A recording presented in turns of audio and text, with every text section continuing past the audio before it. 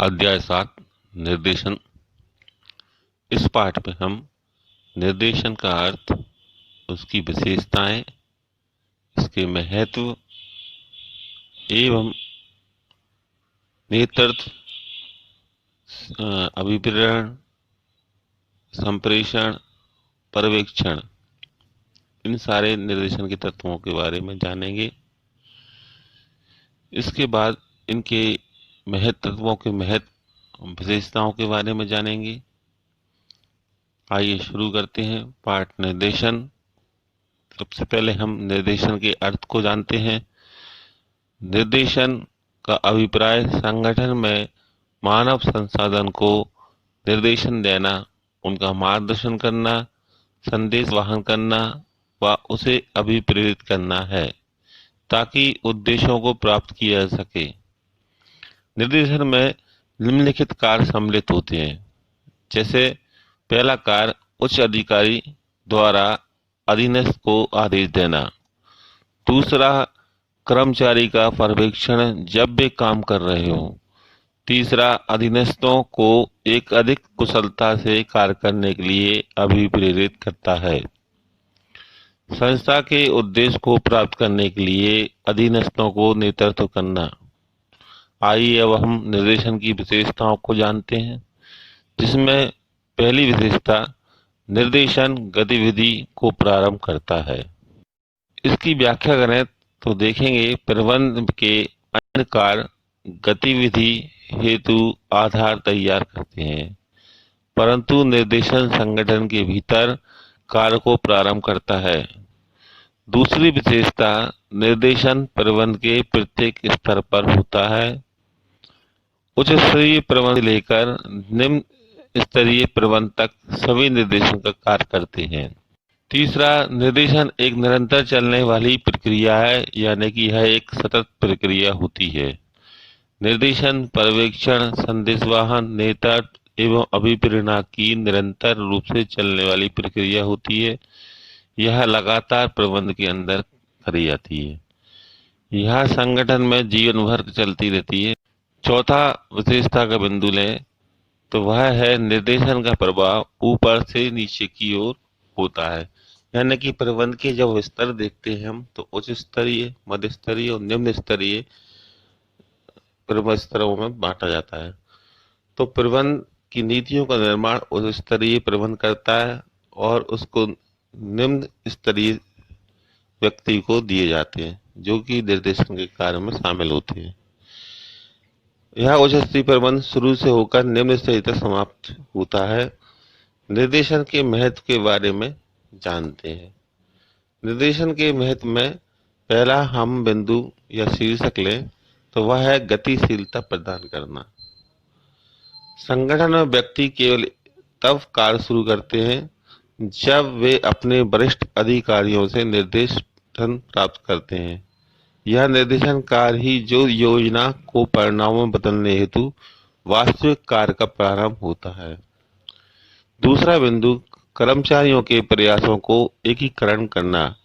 संगठन में सभी क्रियाएं एक दूसरे से जुड़ी रहती हैं, अतः सभी क्रियाओं में सामंजस्य स्थापित करना आवश्यक है। निर्देशन, पर्यवेक्षण, दिशा निर्देश व सलाह के द्वारा अधीनस्थों की गतिविधियों को समन्वित करता है। तीसरा, यह अभिप्रेरणा का माध्यम है। संस्था के उद्देश्यों को अभिप्रेरित कर्मचारी ही पूरा कर सकते हैं। अभिप्रेरणा का काम प्रबंध के निर्देशन द्वारा संपन्न किया जाता है। चौथा शीर्षक में, यह परिवर्तन को लागू करना संभव बनाता है। प्रायः कर्मचारी जिस तरह के ढांचे में काम कर रहे होते हैं वे उसमें कोई परिवर्तन स्वीकार नहीं करते।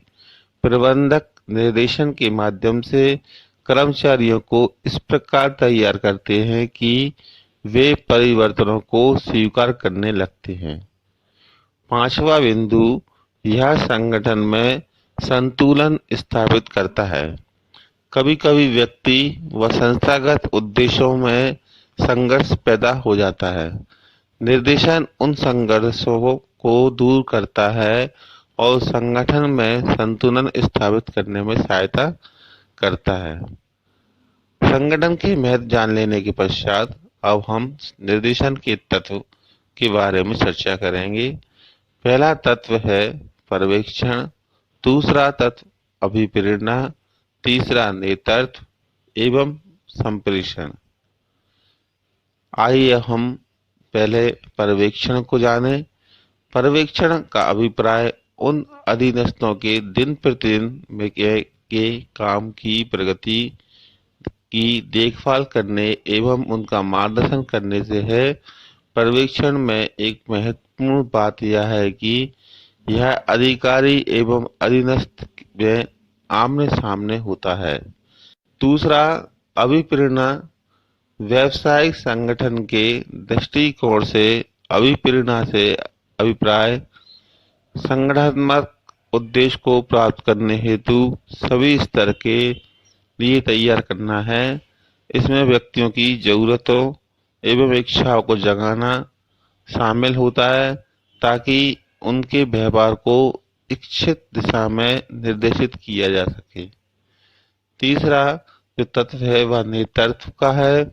नेतृत्व वह क्रिया है जिसके द्वारा किसी व्यक्ति को इस प्रकार प्रभावित किया जाता है कि वह स्वेच्छा से संगठनात्मक उद्देश्य को प्राप्त करने और की ओर प्रयासरत हो जाता है। नेतृत्व किसी व्यक्ति की वह योग्यता है जिसके द्वारा वह अपने तथा उन्हें संगठनात्मक उद्देश्य को प्राप्त करने हेतु अभिप्रेरित कर पाता है। सभी स्तर के प्रबंधकों से यह आशा की जाती है कि वे अपने अधीनस्थों को नेतृत्व प्रदान करें। अगला जो तत्व है वह संप्रेषण का है। संप्रेषण दो अथवा दो से अधिक व्यक्तियों के मध्य तथ्यों, विचारों, सम्मतियों एवं भावनाओं का विनिमय होता है। संप्रेषण विचारों, सम्मतियों एवं भावनाओं का विनिमय है। संप्रेषण विचारों को एक व्यक्ति से दूसरे व्यक्ति तक पहुंचाने एवं समझाने की कला होती है। पर्यवेक्षण से अभिप्राय अपने अधीनस्थ की कार्य पर जांच करना और उनके कार्य संबंधी निर्देश और प्रशिक्षण देने से है। पर्यवेक्षण का महत्व को जाने या पर्यवेक्षण की क्या भूमिका होती है। पहला बिंदु हम लेते हैं कर्मचारी तथा प्रबंधन के मध्य कड़ी। पर्यवेक्षक प्रबंधकों एवं श्रमिकों के बीच एक महत्वपूर्ण कड़ी के रूप में कार्य करता है। वह श्रमिकों को प्रबंधन की नीति बताता है तथा कर्मचारियों की समस्या पर प्रबंधन का ध्यान आकर्षित करता है। निर्देशन को जारी किया जाना प्रबंधन के महत्व का दूसरा बिंदु है।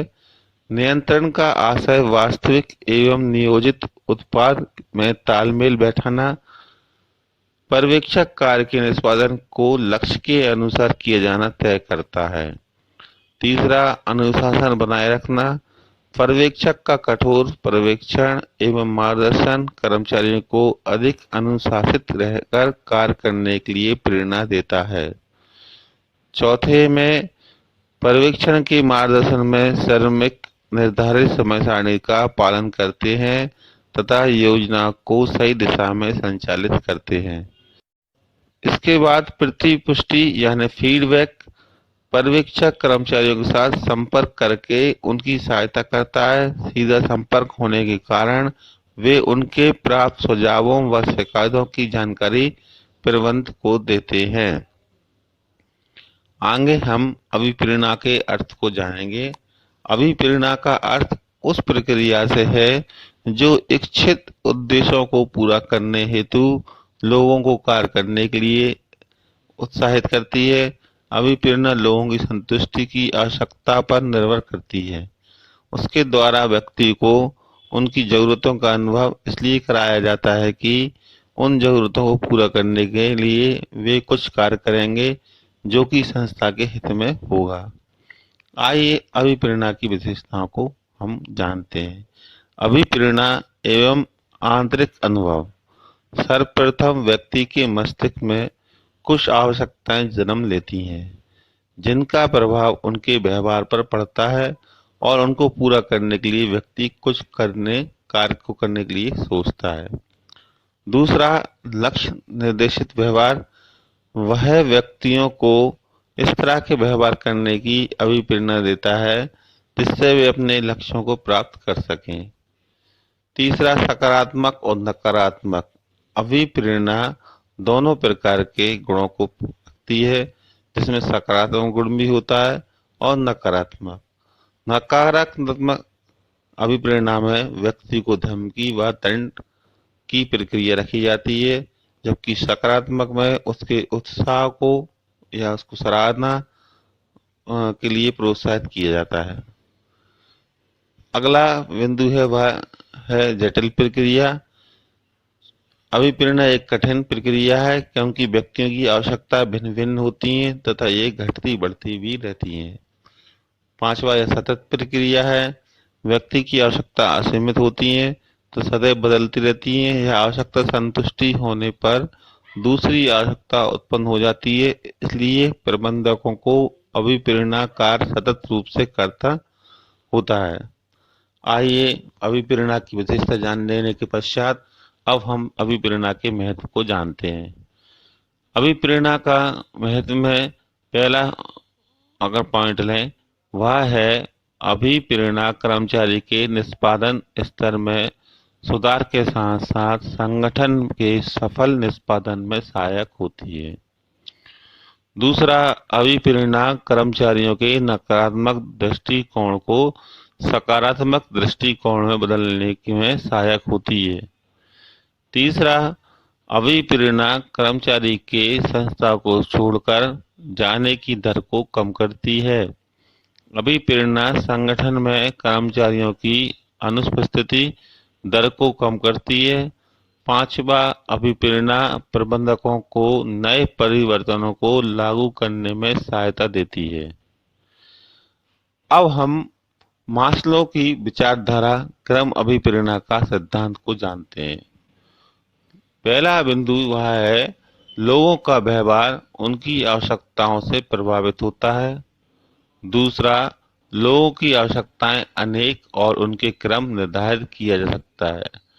तीसरा, संतुष्ट आवश्यकता से अभिप्रेरणा बंद हो जाती है। चौथा, लोग अपनी उच्च स्तरीय आवश्यकता पर तभी जाते हैं जब वह निम्न स्तरीय आवश्यकता संतुष्ट कर लेते हैं। इसको हम निम्न चित्र के द्वारा समझ सकते हैं। मौद्रिक तथा गैर मौद्रिक प्रोत्साहन। प्रोत्साहन का अर्थ है वे सभी माप जो व्यक्तियों को अभिप्रेरित कर निष्पादन सुधारने में प्रयोग किए जाते हैं। प्रोत्साहन दो प्रकार के हो सकते हैं, मौद्रिक और दूसरा प्रकार उसका गैर मौद्रिक हो सकता है। मौद्रिक के में जिनका मूल्यांकन मुद्रा के रूप में किया जा सके वह प्रोत्साहन मौद्रिक मूल्यांकन होते हैं, प्रोत्साहित होते हैं। गैर मौद्रिक प्रोत्साहन जो मुद्रा के लिए नहीं किए जाते, आत्मसंतुष्टि से संबंध रखते हैं। इसमें मौद्रिक के अंदर हम देखें तो वह हो सकता है वेतन तथा भत्ता। वेतन, महंगाई भत्ता आदि देकर मौद्रिक प्रोत्साहन किया जा सकता है। दूसरा जो बिंदु है वह लाभ में भागीदारी बनाना। संस्था के लाभों में कर्मचारी को हिस्सा देकर हम मौद्रिक प्रोत्साहन को बढ़ावा दे सकते हैं।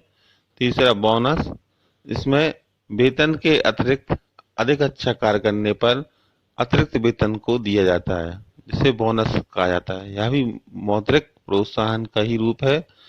चौथा, अगर मौद्रिक प्रोत्साहन में जाने तो वह है उत्पादकता संबंधी परिक्रमित कार्य के रूप में पारिश्रमिक देना।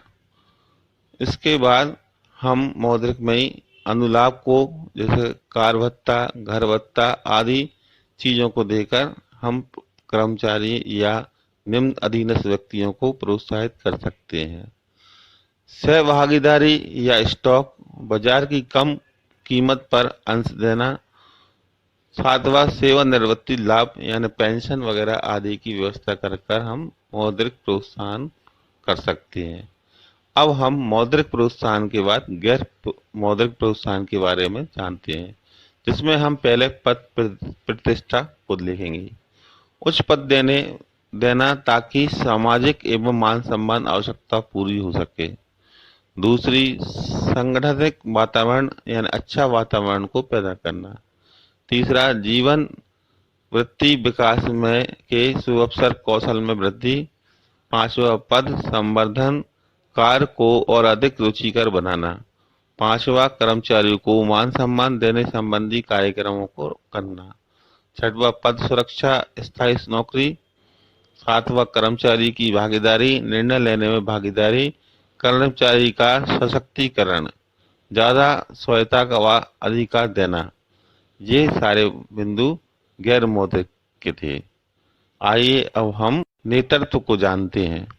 नेतृत्व काम पर लोगों के व्यवहार को संगठन के उद्देश्य की प्राप्ति के लिए प्रभावित करने की प्रक्रिया है। सभी स्तरों पर प्रबंधक अपने अधीनस्थ का नेतृत्व करते हैं। नेतृत्व अपने अनुयायियों के साथ अच्छे संबंधों को रखने की क्षमता को दर्शाता है तथा इन्हें संगठनात्मक उद्देश्य की प्राप्ति हेतु योगदान करने के लिए प्रोत्साहित करता है।